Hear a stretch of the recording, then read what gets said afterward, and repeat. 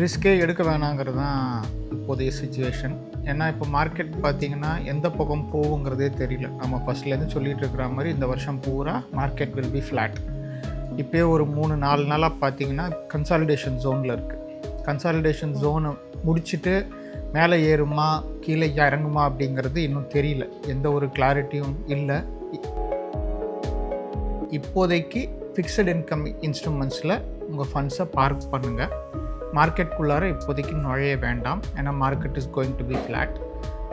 Fixed income இன்ஸ்ட்ருமெண்ட்ஸில் park பண்ணிங்கன்னா உங்களுக்கு 8.5%லேருந்து 10% வரைக்கும் உங்களுக்கு ரிட்டர்ன்ஸ் வர்றதுக்கான வாய்ப்புகள் இருக்குது.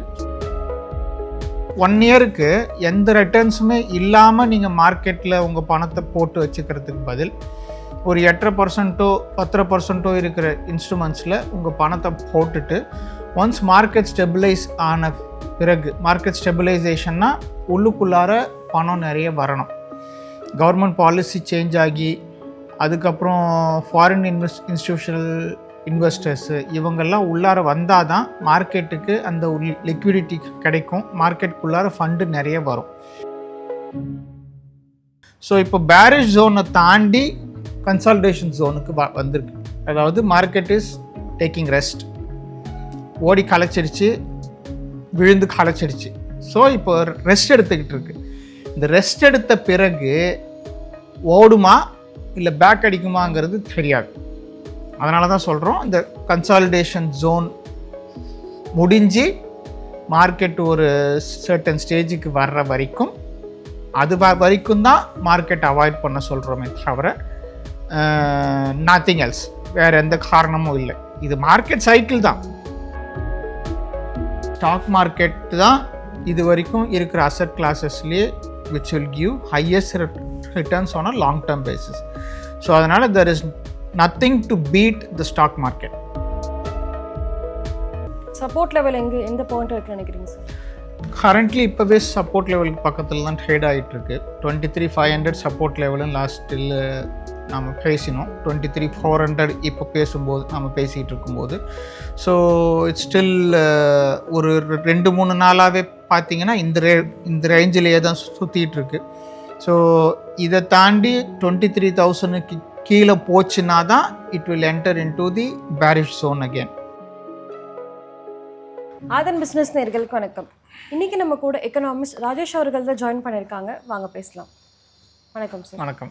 எப்படி சார் இருக்கீங்க? நல்லா இருக்கு சார். வார் பற்றி நிறைய விஷயங்களை பேசிட்டோம். இப்போ வரப்போகிற மாதங்களில் இன்வெஸ்டர்ஸ் எந்த மாதிரி ரிஸ்க் எல்லாம் எதிர்நோக்க வேண்டியது இருக்குது? ரிஸ்கே எடுக்க வேணாங்கிறது தான் இப்போதைய சுச்சுவேஷன். ஏன்னா இப்போ மார்க்கெட் பார்த்திங்கன்னா எந்த பக்கம் போகுங்கிறதே தெரியல. நம்ம ஃபஸ்ட்லேருந்து சொல்லிகிட்டு இருக்கிற மாதிரி இந்த வருஷம் பூரா மார்க்கெட் வில் பி ஃப்ளாட். இப்போயே ஒரு 3-4 நாளாக பார்த்திங்கன்னா கன்சாலிடேஷன் ஜோனில் இருக்குது. கன்சாலிடேஷன் ஜோனை முடிச்சுட்டு மேலே ஏறுமா கீழே இறங்குமா அப்படிங்கிறது இன்னும் தெரியல. எந்த ஒரு கிளாரிட்டியும் இல்லை. எஃப்ஐஐஸு ஆல்மோஸ்ட் அவங்களுடைய பணத்தை எல்லாமே எடுத்துகிட்டு போயிட்டாங்க. தெர் இஸ் நோ லிக்விடிட்டி இந்த மார்க்கெட்டில் லிக்விடிட்டி இல்லை. ஏன்னா மக்கள்கிட்டேருந்து வர்ற பணம் மார்க்கெட்டுக்கு வந்து சேரலை. ஏன்னா மக்கள்கிட்ட பணம் இல்லை. இதெல்லாம் தாண்டி எப்போ மார்க்கெட்டுக்குள்ளார மணி இன்ஃப்ளோ வருதோ அப்போ தான் மார்க்கெட் இனிமேல் ஏறுறதுக்கான வாய்ப்புகள் இருக்குது. நம்ம ஒரு 2 வாரத்துக்கு முன்னாடி சொன்ன மாதிரி இப்போதைக்கு ஃபிக்ஸட் இன்கம் இன்ஸ்ட்ருமெண்ட்ஸில் உங்கள் ஃபண்ட்ஸை பார்க் பண்ணுங்கள். மார்க்கெட்டுக்குள்ளார இப்போதைக்கு நுழைய வேண்டாம். ஏன்னா market is going to be flat. Fixed income இன்ஸ்ட்ருமெண்ட்ஸில் பார்க் பண்ணிங்கன்னா உங்களுக்கு 8.5%லேருந்து 10% வரைக்கும் உங்களுக்கு ரிட்டர்ன்ஸ் வர்றதுக்கான வாய்ப்புகள் இருக்குது.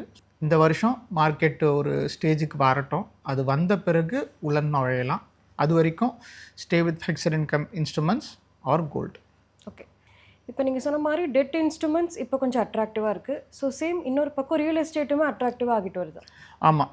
இப்போது ரியல் எஸ்டேட் பார்த்தீங்கன்னா ஐதர் REIT மூலமாக உள்ளுக்குள்ளார நீங்கள் என்ட்ரு ஆகலாம். அதாவது எந்தெந்த இன்ஸ்ட்ருமெண்ட்ஸில் நிலையாக உங்களுக்கு எத்தனை பர்சன்டேஜ் எனக்கு ரிட்டர்ன்ஸ் வரும் மார்க்கெட்டில் அப்படிங்கிற ஒரு கிளாரிட்டி வருதோ அது எல்லாத்துலேயுமே இன்வெஸ்ட் தாராளமாக பண்ணலாம். REITs, INVITs, அதுக்கப்புறம் இன்கேஸ் கமர்ஷியல் ப்ராப்பர்ட்டி வாங்குகிற அளவுக்கு உங்களிடம் பணம் இருந்தால் கமர்ஷியல் ப்ராப்பர்ட்டி தாராளமாக வாங்கலாம். ரெசிடென்ஷியல் ப்ராப்பர்ட்டி வாங்கி அதை வாடகைக்கு விட்டு அதில் வர 2.5% ரிட்டர்ன்ஸோ இல்லை 4% ரிட்டர்ன்ஸோ which is not good.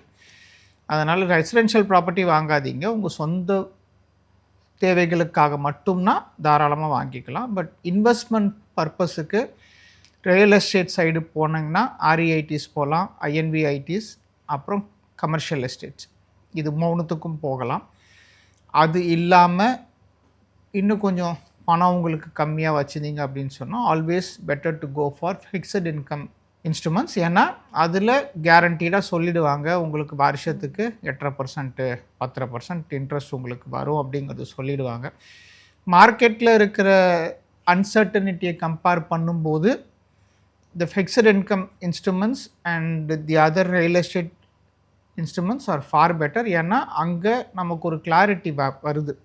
Okay, இந்த பணத்தை போட்டால் இத்தனை பர்சன்டேஜ் எனக்கு மினிமம் ரிட்டர்ன்ஸ் வரும் அப்படிங்கிற ஒரு கிளாரிட்டி வர்றதுனால தான் அந்த சைடு போக சொல்கிறோம். இப்போதைக்கு it's better to avoid the markets. Okay, நீங்கள் சொல்கிற மாதிரி மற்ற ஃபிக்ஸ்டு இன்ஸ்ட்ருமெண்ட்ஸில் வந்து கேரண்டி ரிட்டர்ன்ஸ் வந்து கிடைக்கும்.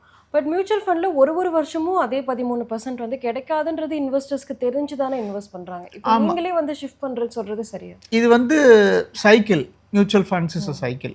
அதாவது எனி ஸ்டாக் மார்க்கெட் இன்ஸ்ட்ருமெண்ட்ஸ் ஒரு இந்த நாம் சொல்கிற இந்த 12% இல்லை 15% 10 வருஷத்துக்கு மேலே அந்த பணத்தை போட்டு வச்சுருந்தா தான். ஓகே, ஸோ இந்த வருஷம் மார்க்கெட் ஃபுல்லாகவே ஃப்ளாட்டாக தான் இருக்கும் அப்படிங்கிறது என்னுடைய கணிப்பு. ஸோ ஃப்ளாட்டாக இருக்கிற ஒரு இடத்துல எதுக்கு உங்கள் ஃபண்டை பார்க் பண்ணி why are you losing that 8 to 9% returns அப்படிங்கிறது தான் இதோட லாஜிக். இப்போ ஃபார் எக்ஸாம்பிள் 1 lakh போடுறீங்க, டிசம்பர் 31 வரைக்கும் இல்லாட்டி அடுத்த மே மாதம் வரைக்கும் மார்க்கெட் வந்து ஃப்ளாட்டாகவே இருக்குது. ஏறவும் இல்லை இறங்கவும் இல்லை, ஒரு நாள் ஏறுது ஒரு நாள் இறங்குது, இப்படியே தான் மாறி மாறி போய்கிட்டே இருக்குது. ஸோ அந்த மாதிரி ஒரு சூழ்நிலையில் if you come across a guaranteed instrument, so ஒரு 1 இயருக்கு எந்த ரிட்டர்ன்ஸுமே இல்லாமல் நீங்கள் மார்க்கெட்டில் உங்கள் பணத்தை போட்டு வச்சுக்கிறதுக்கு பதில் ஒரு 8% 10% இருக்கிற இன்ஸ்ட்ருமெண்ட்ஸில் உங்கள் பணத்தை போட்டுட்டு ஒன்ஸ் மார்க்கெட் ஸ்டெபிலைஸ் ஆன பிறகு, மார்க்கெட் ஸ்டெபிலைசேஷன்னா உள்ளுக்குள்ளார பணம் நிறைய வரணும், கவர்மெண்ட் பாலிசி சேஞ்ச் ஆகி அதுக்கப்புறம் ஃபாரின் இன்ஸ்டிடியூஷனல் இன்வெஸ்டர்ஸு இவங்கெல்லாம் உள்ளார வந்தால் தான் மார்க்கெட்டுக்கு அந்த லிக்விடிட்டி கிடைக்கும், மார்க்கெட்டுக்குள்ளார ஃபண்டு நிறைய வரும். ஏன் மார்க்கெட்டுக்குள்ளார ஃபண்டு நிறைய வரணும் அப்படின்னு சொன்னால், எப்போ மார்க்கெட் ஏறும், ஸ்டாக்ஸ் எல்லாம் வாங்கும்போது தான் ஏறும். வாங்கிறதுக்கு என்ன வேணும், ஃபண்டு. இப்போ ஆல்ரெடி இருக்கிற domestic institutional investors, retail market எல்லாமே உள்ள அமௌண்ட்டை போட்டுட்டாங்க. இப்போது பப்ளிக்கோட இன்வெஸ்ட்மெண்ட்ஸ் பார்த்திங்கன்னா ரொம்ப கம்மியாயிடுச்சு. ஸோ இப்போதைக்கு இருக்கிற சிச்சுவேஷனில் எஃப்ஐஐஸ் எல்லாம் அவங்க பணத்தை டெய்லி விட்ரா பண்ணிக்கிட்டு இருக்கும்போது டிஐஎஸ் வந்து மார்க்கெட்டை ஃபால் ஆகாமல் மார்க்கெட்டை தூக்கி நிறுத்துறதுக்கே அவங்களுடைய பணம், எஃபர்ட்டு எல்லாம் அதுக்கே ஸ்பெண்ட் ஆகிடுது. இந்த மாதிரி ஒரு சூழ்நிலையில் ஒரு பாலிசி சேஞ்சஸ் வர்ற வரைக்கும் it is not going to change. அதனால தான் சொல்கிறோம், மார்க்கெட் ஸ்டெபிலைஸ் ஆகிற வரைக்கும் மார்க்கெட்டு பக்கம் போக வேண்டாம். ஆனால் ஷார்ட் டேர்ம், அதாவது ஒரு நாள் திடீர்னு ஏறும், இன்னொரு நாள் திடீர்னு இறங்கும், இந்த மாதிரி தான் போய்கிட்டே இருக்கும். ஒரு பேரிஷ் பார்த்தோ இல்லை ஒரு புல்லிஷ் பார்த்தோ இது எல்லாமே கன்சாலிடேஷன் ஜோனுக்கு அப்புறம் தான் வரும். இந்த வருஷம் ஃபுல்லாக இட் வில் பி இந்த கன்சாலிடேஷன் ஜோன். அந்த பாலிசி சேஞ்சஸ், எஃப்ஐஏஸ் எல்லாம் மறுபடியும் உள்ளே வர்றவா இருக்கும். So stay out of the market, it's always better. Okay, but market நம்ம முன்னாடி சொன்ன மாதிரி தான், பட் மார்க்கெட்டே கன்சாலிடேஷன், க்ரோத், கரெக்ஷன் இதே மாதிரி ஒரு சைக்கிளில் தானே போயிட்டுருக்கு. ஆமாம். ஸோ இப்போ எல்லாருக்குமே ஒரு, அதனால தான் லாங் டேர்ம் நம்ம வந்து இன்வெஸ்ட் பண்ண சொல்கிறோம். ஸோ இப்போ நடுவில் ஷிஃப்ட் பண்ணுறது அந்த இன்வெஸ்டர்ஸ்க்குமே ரொம்ப கஷ்டமானதோ இல்லை மார்க்கெட் மேலே நம்பிக்கை இல்லாமையோ போயிடாதா? ஷிஃப்டிங் வந்து, அதாவது இப்போ நாம் என்ன சொல்கிறோன்னா, லெட் அஸ் பி கிளியர், நாம் என்ன சொல்கிறோன்னா இருக்கிற காசு நீங்கள் மார்க்கெட்டில் வச்சுருக்கிற காசை எடுத்து இதில் போடுங்கன்னு சொல்லலை. Fresh money. ஆமாம், ஆல்ரெடி வச்சுருந்ததை டோன்ட் டிஸ்டர்ப் இட். ஓகே, எதுவுமே பண்ண வேண்டாம். அப்படியே உங்களுக்கு வேணும்னா லாஸ் மேக்கிங் ஸ்டாக்ஸ் எல்லாத்தையுமே விற்று அந்த லாஸை இந்த வருஷம் அக்கௌண்டிங் பண்ணிக்கலாம். ஏன்னா நெக்ஸ்ட் இயர் ஏதாவது ப்ராஃபிட் வந்ததுன்னா you can carry forward the losses and adjust it. So ஃப்ரெஷ்ஷாக போடுற இன்வெஸ்ட்மெண்ட்டு பற்றி தான் நாம் சொல்கிறோமே தவிர ஆல்ரெடி ஸ்டாக் மார்க்கெட்லேயோ மியூச்சுவல் ஃபண்டுலேயோ இருக்கிற பணத்தை எடுத்து இதில் போடுங்கன்னு சொல்லலை. we are only talking about fresh investments. இந்த வருஷம் என்கிட்ட certain amount வச்சுருக்கேன், நான் அதை எங்கே போடுறது அப்படிங்கிற ஒரு கேள்விக்கு தான் இந்த பதில். Not for your existing once. Okay. ஆனால் முன்னாடி பேசும்போதுமே மார்க்கெட் இப்போ ஒரு ஆப்பர்ச்சுனிட்டி, நீங்கள் வந்து இந்த சமயத்தில் வந்து மார்க்கெட்டில் இருக்கணும், ஸோ வந்து இந்த ஆப்பர்ச்சுனிட்டியை பயன்படுத்தி இன்னுமே இன்வெஸ்ட் பண்ணலாம் அப்படின்ற மாதிரியும் பேசியிருந்தோம். இப்போ மறுபடியும் டெட் ஃபண்ட்ஸ் பற்றி பேசுகிறோம். ஸோ என்ன சார் காரணம்? காரணம் வந்து market dynamics it changes. First it was on a downward spiral, பேரிஷாக இருந்தது மார்க்கெட். பேரிஷாக இருக்கும்போது எல்லாருமே சொல்கிறது, any economist will say that okay when the market is down you enter the market. So இப்போ பேரிஷ் ஜோனை தாண்டி கன்சால்டேஷன் ஜோனுக்கு வந்திருக்கு. அதாவது மார்க்கெட் இஸ் டேக்கிங் ரெஸ்ட், ஓடி களைச்சிடுச்சு, விழுந்து களைச்சிடுச்சு. ஸோ இப்போ ரெஸ்ட் எடுத்துக்கிட்டு இருக்கு. இந்த ரெஸ்ட் எடுத்த பிறகு ஓடுமா இல்லை பேக் அடிக்குமாங்கிறது தெரியாது. அதனால தான் சொல்கிறோம், இந்த கன்சாலிடேஷன் ஜோன் முடிஞ்சு மார்க்கெட் ஒரு சர்டன் ஸ்டேஜுக்கு வர்ற வரைக்கும், அது வரைக்கும் தான் மார்க்கெட் அவாய்ட் பண்ண சொல்கிறோமே தவிர நத்திங் எல்ஸ், வேறு எந்த காரணமும் இல்லை. இது மார்க்கெட் சைக்கிள் தான். பேரிஷ் சைக்கிளில் உள்ளே என்ட்ரு ஆகுங்கன்னு சொன்னோம்.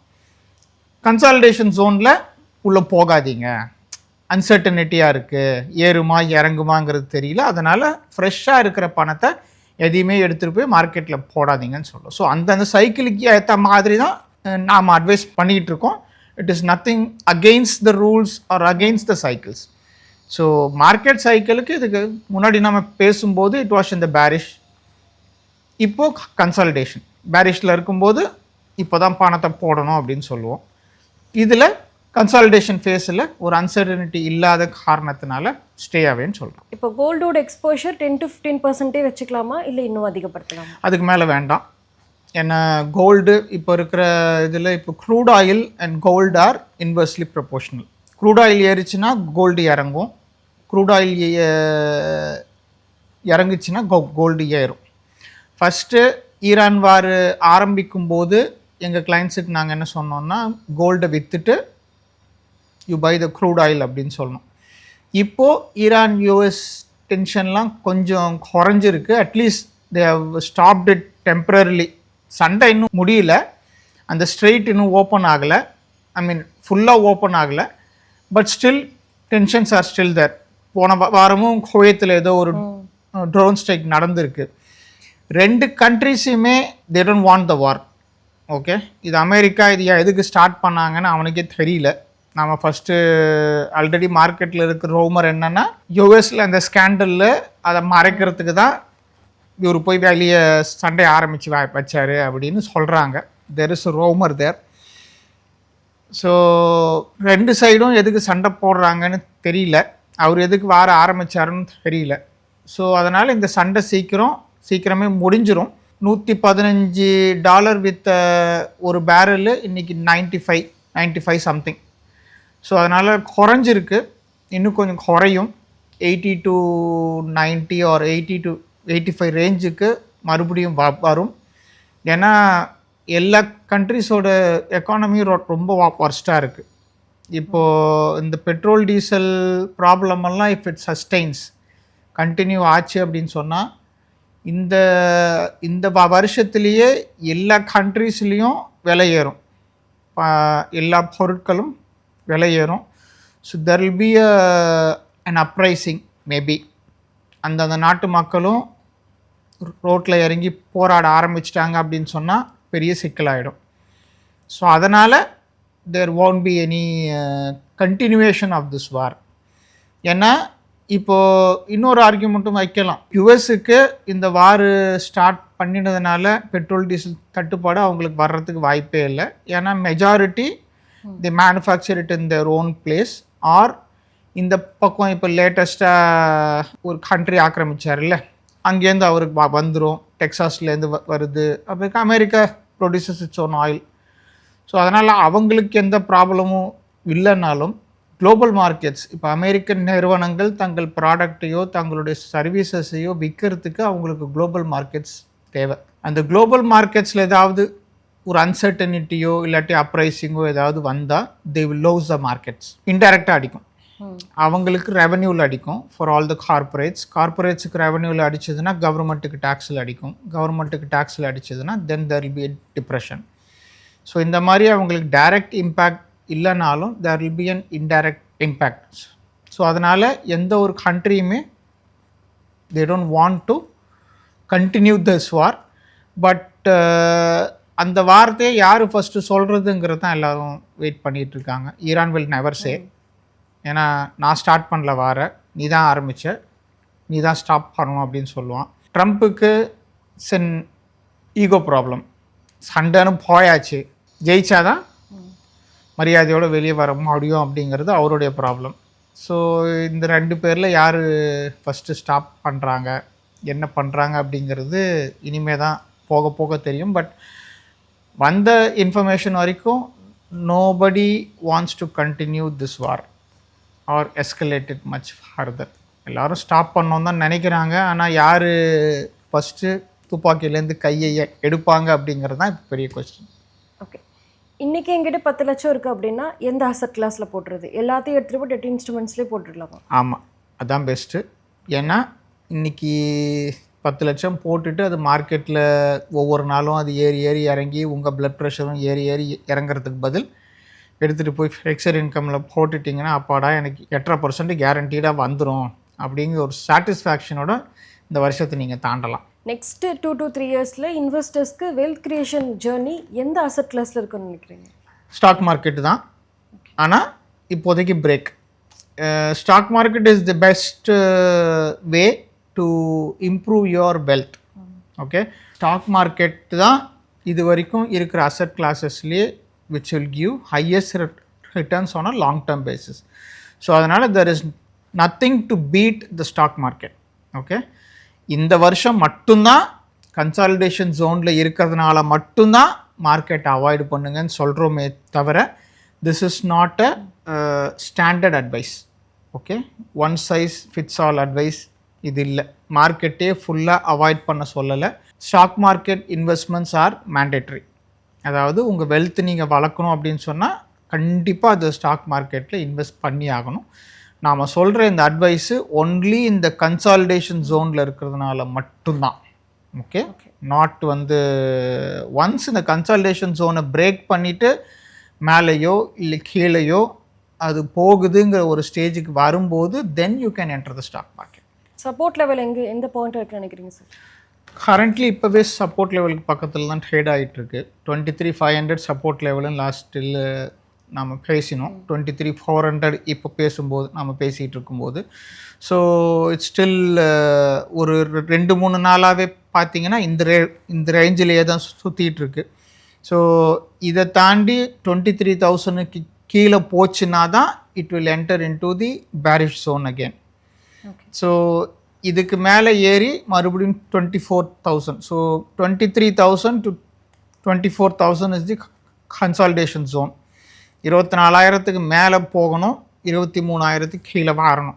ஸோ இப்படி வந்தால் தான் அந்த ஒரு கிளாரிட்டி அருமை ஒழிய ஆஸ் ஆஃப் நவ் கன்சாலிடேஷன் ஜோனில் இருக்குது. 23,000ல் it has got the strongest support. எப்போவுமே அந்த ரவுண்ட் அமௌண்ட் இட்ஸ் ஆல்வேஸ் நீங்கள் எந்த கால்குலேஷனுமே நீங்கள் பண்ண வேணாம். அந்த round amount will be either strongest. அதாவது கீழேருந்து அந்த நம்பருக்கு போச்சுன்னா it will act as a resistance zone. மேலேருந்து அந்த நம்பருக்கு வந்துச்சுன்னா it will act as a support zone. So அதெல்லாமே ஸ்ட்ராங்கஸ்ட் ஜோன் 24,000, 23,000, 22,000 இதெல்லாம் இந்த ரேஞ்சை வந்து பிரேக் பண்ணுறதுக்கு ரொம்ப நேரம் ஆகும். ஸோ அதனால் இப்போதைக்கு சப்போர்ட் ஜோன் 23,000 வச்சுப்போம் strongest support. Strongest resistance 24,000. 24,000 break பண்ணிவிட்டு நல்ல வால்யூமில் மேலே போச்சு அப்படின்னு சொன்னால் then it's entering in to the bullish zone. 23,000க்கு கீழே போச்சுன்னா it's entering into the bearish zone. Market பற்றி நிறைய விஷயங்களை சொன்னீங்க, ரொம்ப நன்றி. தேங்க்யூ.